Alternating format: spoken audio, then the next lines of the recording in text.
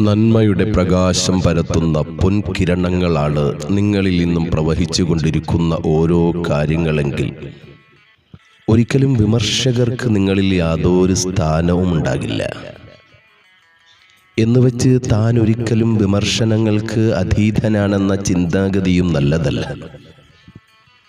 ഓരോ ആരോപണങ്ങളുടെയും സ്വഭാവമനുസരിച്ചു മാത്രം അവയെ നേരിടുക എന്നതാണ് എപ്പോഴും ഉചിതം.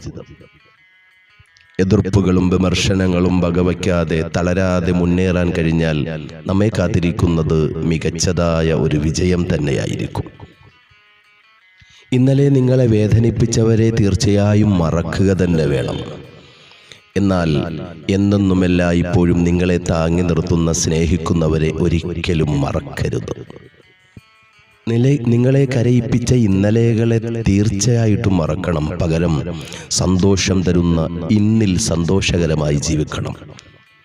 ഇന്നലെ നിങ്ങൾ അനുഭവിച്ച വേദനകളെയും പരാജയങ്ങളെയും മറക്കുന്നതോടൊപ്പം ആ വേദനകളിൽ നിന്നും പരാജയങ്ങളിൽ നിന്നും പഠിച്ച പാഠങ്ങളെ ഒരിക്കലും മറക്കരുത്. കൊഴിഞ്ഞു വീണ ഇന്നലെയോ വിടരാനിരിക്കുന്ന നാളെയോ അല്ല നമ്മുടെ ജീവിതം. വിടർന്നു നിൽക്കുന്ന ഇന്നാണ് യഥാർത്ഥ ജീവിതം. നമ്മുടെ ജീവിതത്തിൽ കടന്നു വരുന്ന ഓരോ ദിവസങ്ങളും അതിനെ നല്ലതാക്കുന്നതും ചീത്തയാക്കുന്നതും നമ്മളെടുക്കുന്ന നിലപാടുകളും ചിന്താഗതികളുമാണെന്ന് തിരിച്ചറിയണം.